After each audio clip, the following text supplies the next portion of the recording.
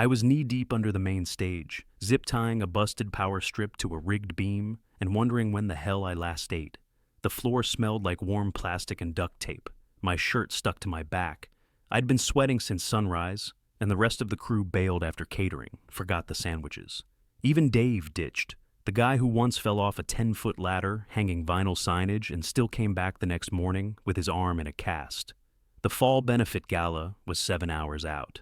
The main speakers were still in boxes, the auction table was missing half its tags, and Glenn, my boss, or as he loved to call himself, Vision and Values, was across town getting a hot shave before his big speech. I'd held this nonprofit together for 4 years. Not just tech, everything. Wiring speakers, chasing invoices, smoothing over Glenn's screw-ups with vendors he forgot to call. Once, when a corporate donation fell through, I paid the temps myself just so the event didn't implode. I didn't make a scene, I just fixed the damn thing. That's what I did. Fix. And Glenn, he'd stroll in, nod like he'd been there the whole time, then take a bow when the board clapped about strong leadership. The guy didn't know the Wi-Fi password. Quick note, before we start, how's your day going and where are you joining from? I wasn't naive. I knew I'd become the guy they could call last minute to save the day, but never the one they'd call into a strategy meeting. Not once did I sit at that table. I was the human multi-tool, useful, replaceable, invisible. That day, crouched under that fake wood stage while dust fell in my eyes and Glenn posted a selfie from some spa across town, something in me finally cracked. I climbed out, wiped my hands on my jeans, sat in the back hallway, and opened my laptop. Wrote it clean. Thanks for the opportunity. My last day will be October 20th. No fluff, no rant. Just typed it, read it once, saved the draft. Didn't send it. Not yet. I just sat there with the tab open, staring at that date like it was some far-off finish line. One more week, one more gala, one more time, pretending I wasn't the engine keeping this place running. Then I closed the laptop, stood up, and went right back to work. Because nobody else would. I'd already planned every inch of that night, like it was a military op. The sound mix, seating charts, lighting cues, backup extension cords, pre-packed kits for the tech crew, down to extra gaff tape and Sharpies. It was muscle memory at this point. I'd done it so many times that if someone cut the lights mid-event, I could have kept the whole show running blindfolded. And the crown jewel, a $1.7 million check from Stonebrook Logistics. Took a full year to land that deal. Coffee meetings, site tours, 2 different draft agreements, and a personal call to Lydia, their VP, when Glenn missed his 3rd call in a row. He hadn't lifted a finger, not one. Day before the gala, we were mid-rehearsal. I was tuning mic levels and fixing a weird buzz in Channel 2 when Glenn walked in late. Not just late, dramatic late. Sunglasses indoors, half-drunk smoothie in hand, hair shellacked like a news anchor. He pointed at me like he was doing me a favor by acknowledging my existence. Make sure they say my name when they talk about the Stonebrook partnership, he said. I kept my face neutral. Sure, maybe I'll print it in Comic Sans. He blinked like he didn't get it. Probably didn't. I was the scaffolding they'd pull down as soon as the structure looked good enough for photos. I was just holding the place together, and I wasn't even getting paid properly for it. But I didn't blow up. I nodded, handed him a marked-up schedule, and kept working. That night, I barely slept. My mind ran through every contingency. What to do if the mic failed, if the check didn't arrive, if the wine vendor bailed again like last year. I wasn't planning an event anymore. I was staging my own quiet exit. Morning of the gala, I got there 2 hours before call time. Double-checked cables, walked the perimeter, briefed the lighting guy on backup cues in case Glenn wanted to improvise. He loved to go off script when donors were watching. Every person I passed gave me a polite nod, maybe a, "You look tired," but nobody asked if I needed help. They never did. I wasn't part of their world. I was their fail-safe. By mid-afternoon, I had the room looking tight, centerpieces lit just right, the auction tablets loaded, the slideshow running smooth. I caught a glimpse of myself in a monitor, eyes sunken, sleeves rolled, jaw clenched, and thought, one more night. That was all I needed. Not applause, not credit, just closure, then disappear. I was testing the uplights near the stage riser when I saw them come in. Lydia, cool and composed in a navy pantsuit, flanked by 2 suits I didn't recognize. One of them was older, stiff posture, clipboard guy. The other, younger, maybe early 30s, walked like he owned his time. No rush, no ego. Just that calm confidence that says, I'm the one you'll be talking to when things matter. Lydia spotted me, raised her hand like we were old coworkers. There he is, she said, then, loud enough for her whole team to hear. He's the one who makes these things actually happen. I smiled, wiped my hands on my jeans, and walked over. Fluorescent lighting and folding chairs were my original concept, but I pivoted. Clipboard guy chuckled. The younger one just nodded once, eyes scanning the room. No wasted motion. I clocked it. They started in on walkthrough mode, pacing off distances between sponsor booths, testing angles on signage, asking about foot traffic flow and camera sightlines. I kept pace, answering tight, no fluff. Then Lydia pivoted. So after this weekend, what's next for you? I shrugged. Couple weeks off, maybe sleep, maybe build a cabin somewhere and never answer another email. She grinned. Well, if you're open to it, we've been kicking around ideas for next year. Bigger outreach, new programs. We'll need people who get both ends, community and execution. The younger guy finally spoke. You open to consulting? I didn't flinch, just nodded once. Happy to talk after the event. Inside, it hit like a blast of cold air in a locked stairwell. Oxygen, something real. They moved on, walked toward the lighting rig, debating whether the purple backwash looked too nightclubby. I pretended to jot something on my clipboard, but I wasn't writing anything. My hand was shaking. That was the first breath I'd taken in months that didn't taste like stress. I kept moving, checked the raffle display, straightened a banner that wasn't crooked, anything to stay grounded. My chest was tight, not panic tight, more like hope trying to punch its way out. They didn't ask for Glenn, didn't mention him once, not even a courtesy nod. They'd been in meetings with him before, they'd seen enough. This walkthrough, this was mine. Later that night, I sat on the couch in my apartment, still in work clothes, laptop open, but untouched. My phone was on silent, but I kept checking it anyway. Sleep? Maybe 3 hours, total. All I could think about was that moment, you open to consulting, and how I didn't choke. I didn't beg, I didn't oversell. I just said I'd talk after the event, just tonight. Then I was free. Then everything could change. I was still on my feet from the last walkthrough when the first guests trickled in. By 6:30, the ballroom had flipped from chaos to perfection. Linen pressed, lights soft gold, silent auction tablets glowing like jewelry displays. Everything I'd planned hit exactly on cue. The jazz trio eased into a mellow set. The chatter rose. For once, nobody was asking me where the extension cords were. I kept to the edges, headset on, eyes on the schedule. 10 more minutes and I could disappear. My car was parked 3 blocks away with my jacket and a go bag in the trunk. I even had a takeout sandwich waiting. First real food all day. One clean exit. That's all I wanted. Then Glenn appeared, late of course. Breath minty, hair overstyled like he was auditioning for a commercial. Suit jacket unbuttoned just enough to look relaxed. He moved in that fake casual stride people get when they're buzzed but trying to hide it. He slid up to the MC, cupped a hand to his ear, whispered something, pointed at the mic. The MC glanced at me, then back at him. Glenn smirked and strutted onto the stage like he'd invented fundraising. I stayed where I was, clipboard in hand, jaw tight. He grabbed the mic. Let's give a big hand to our team for making tonight possible, he said, voice booming. He didn't look at me. And we're thrilled to announce the incredible partnership we've built with Stonebrook Logistics, a year in the making. He paused for applause, milked it. It's all about leveraging momentum for the future. People clapped, cameras flashed, my stomach clenched. I smiled anyway, like it didn't punch me straight in the gut. The MC beckoned me up for my segment, the check presentation. I walked up steady, holding the giant foam check in one hand and my phone in the other for my notes.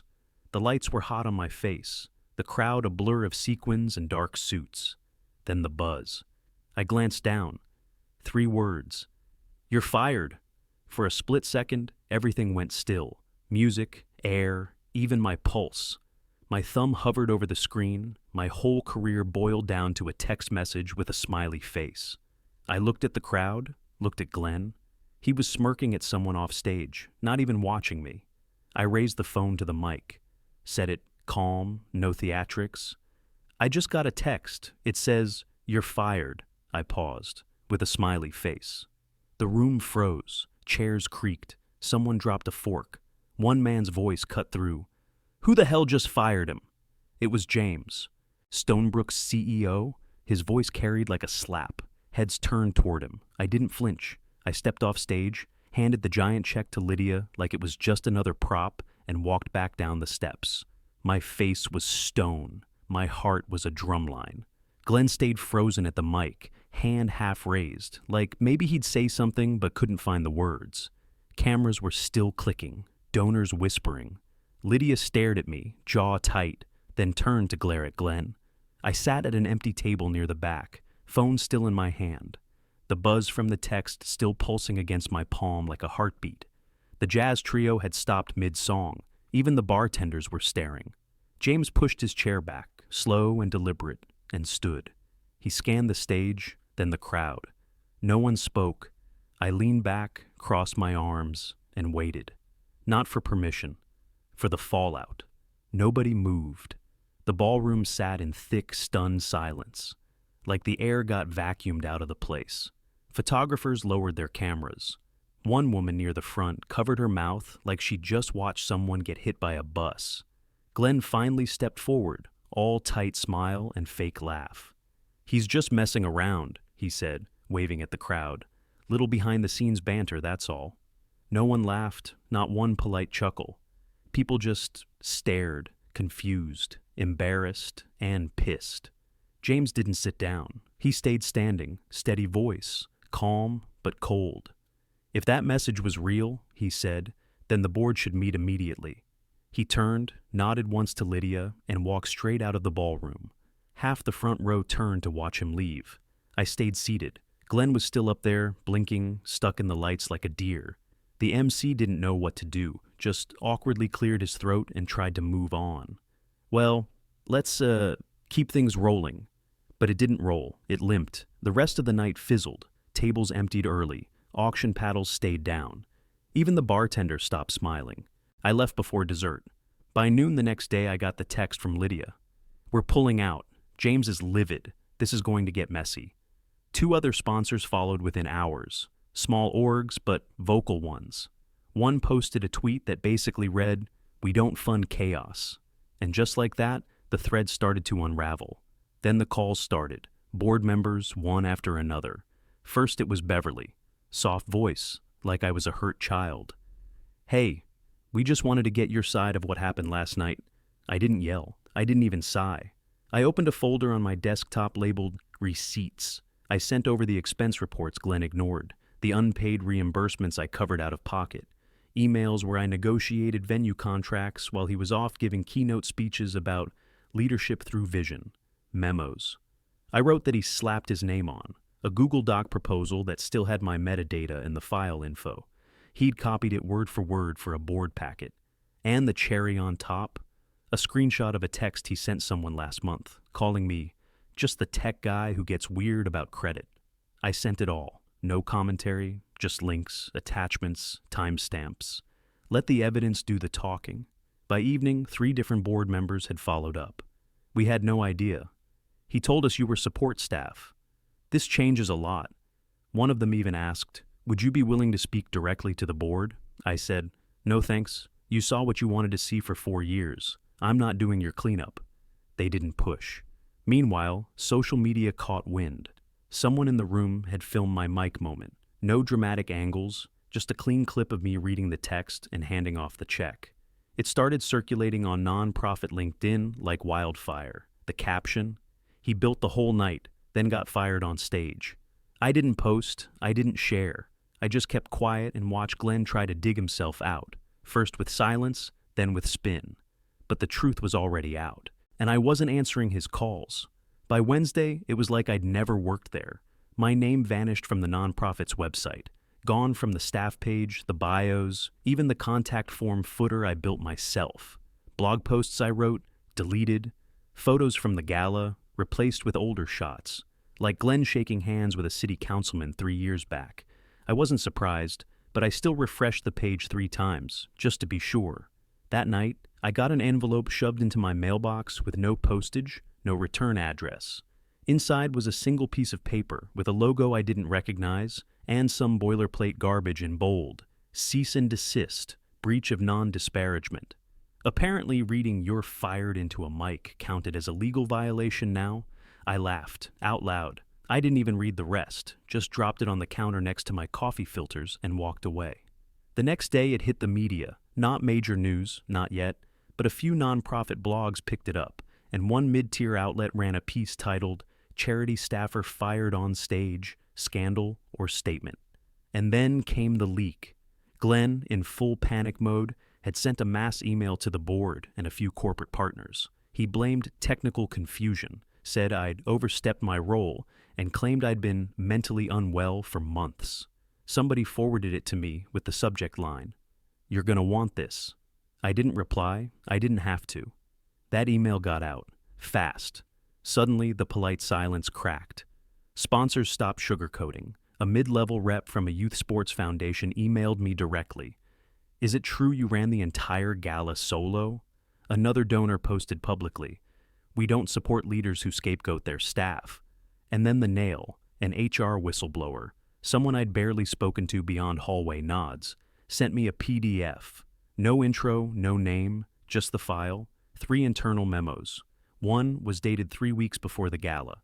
Glenn was outlining exit strategy for operations lead, which meant me. Another memo included instructions to restrict my system access after the benefit. The third flagged donor conversations. He'd actually tagged names of people I was getting too close to. He'd planned the whole thing. Even the timing, firing me in the middle of the gala, wasn't impulsive. It was premeditated. I didn't rage, didn't scream, didn't throw anything. I just made tea, sat down at my kitchen table, opened a blank spreadsheet, and labeled it "The Fall of Glenn Weller." Each tab had a title: deleted web pages, event receipts, leaked memos, sponsor comments, board call logs. I wasn't hunting for revenge. I was building a record, something solid, traceable, permanent. I backed it up 3 times, printed it to PDF, sent a copy to myself with a timestamp. Because now, it wasn't just about me. It was about the system he built on fake charm and stolen credit. And now the foundation was crumbling, fast, and he didn't even see it coming. James texted just after sunset. Simple, direct. Dinner, just us, no PR. We met the next night at Pier 29, a quiet seafood place tucked behind the marina, low lighting, no press, no board members, no bullshit. He was already at the table when I walked in, sleeves rolled, glass of water untouched. He stood, shook my hand like we hadn't just blown up a nonprofit together. No small talk, just nodded for me to sit. As soon as I did, he leaned in. "I want you to lead our outreach division." I didn't react, not yet. "You'll build it from scratch," he said. "No leftovers, no inherited mess, budget's flexible. You name what you need." I opened my laptop, didn't hesitate. "I've got something," I said. Pulled up a deck I'd built 6 months ago, something I made on a Sunday night when I was too bitter to sleep and too proud to quit. It had everything: structure, budgets, partnerships, pilot programs, impact timelines. It was tight, clean, already branded. James scrolled through the first 3 slides in silence, then looked up. "You were planning this?" "No," I said. "I just needed to know I still could." He didn't smile, didn't blink, just sat with it for a second. "You're not a consultant," he said. "You're a builder." That one hit different, not praise, just fact. I didn't say thank you, I just nodded. The waiter came and left. We didn't even order food. Conversation moved fast. Logistics, first hires, rollout priorities, vendor preferences, legal structure. "I want this off the ground in 3 months, James said. "Too many orgs say they'll scale. I want one that does." "You'll get it," I said. Afterward, we shook hands again. Not performative, just final. No selfies, no email follow-up. I walked out into the night, whined off the bay cutting clean across my face, sat in my car with my hand on the ignition and didn't start it right away. I didn't feel relief. I felt the weight of something I could actually carry. When I got home, I filed the LLC. I opened a new folder on my desktop. labeled it Raise Projects. And this time, it didn't feel like backup work for somebody else's success. This one was mine. By Friday morning, 3 more sponsors had pulled out. One made a public statement, one just vanished off the mailing list, and the third left a voicemail that started with, "Yeah, no," and hung up before the beep. I didn't celebrate, I just kept working. That same day, Glenn tried to hold a press conference. I watched the live stream on mute, 2 folding chairs, 1 intern, some local reporter from a real estate blog, and a guy with a flip phone who looked like he wandered in for the snacks. He stepped up in front of a crooked banner and started throwing words like miscommunication, leadership transition, and reframing narratives. Then a woman in the back, only real journalist in the room, cut him off. "What happened with Stonebrook?" He froze, smiled the way people do when their mouth moves but their eyes go dead. Didn't answer. He left through the back door, didn't even touch the cookies. Meanwhile, I was in a small co-working space downtown, setting up a folding table and a monitor I bought off Craigslist. No frame mission statement, no press kit. Just a stack of Post-its and a folder named Clients. I launched the firm officially that afternoon. Thought about calling it Weller Collective, just to twist the knife. But I didn't want his name in my story. Raise Projects. That's what I called it. Real strategy, real people, no glitter, no staged photos, just the work. First client, Stonebrook, of course. Then a small arts nonprofit out of Boulder that had seen the clip of me getting fired. After that, a regional health org that sent an email with the subject line, "We know who actually ran the gala." I didn't advertise, didn't pitch. Word got around. Glenn faded fast. He tried launching a podcast about ethical leadership. I listened to the first episode out of morbid curiosity. All buzzwords, no story. Second episode was just him talking to a whiteboard for 12 minutes. Then it vanished. No press, no statement, just disappeared. He tried pivoting to consulting. I saw the site. Pulled quotes from Forbes articles he didn't write. Headshots from 5 years ago. Nobody bit. I didn't gloat. Didn't mention him in interviews. Didn't bring him up with clients. I didn't need to. You can scrub a name off a website. You can fake a title on LinkedIn. But you can't erase the guy who kept the lights on when nobody else showed up. 1 year later, I stood backstage at the inaugural Raise Project Summit. The venue was double the size of anything I ever worked under Glenn. Clean lines, full crew, real budget, zero chaos. Lighting hit just right, seating tight. Every mic tested, every panelist briefed. Stonebrook Outreach, a brand new nonprofit born from the wreckage, headlined the event. Their logo was on every badge, and under the main title screen in the bold font, Executive Chair, my name. I stayed out of sight during the opener, just watched from the wings as the room filled. Donors, grant partners, artists, a few startup CEOs. But scattered in the rows, I spotted old faces too, people from the Glenn years. Beverly made her way over before the first keynote. Same blazer, same voice, like she was constantly sorry for existing. She looked around, then leaned in like we were still in some committee meeting. "We should have listened," she said, eyes soft, voice flat. I nodded once. "You should have read the damn reports." Then I walked. Didn't wait for a response. Didn't need one. When my name was announced, I didn't step into the light right away. Just took a breath, adjusted the mic in my hand, and walked straight to center stage without an intro. No video, no build-up music, just me. I looked out at the packed house, held the mic steady. Last year, I was fired in a room like this. A few murmurs, no gasps, they already knew. I let the silence hang just long enough.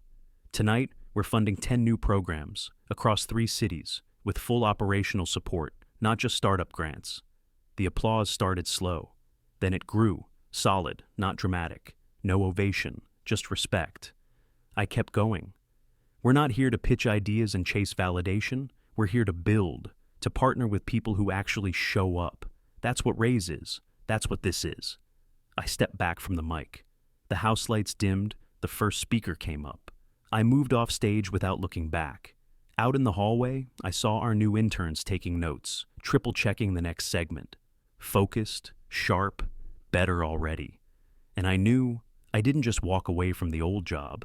I built the thing they swore couldn't exist without them. And now, they answer to me.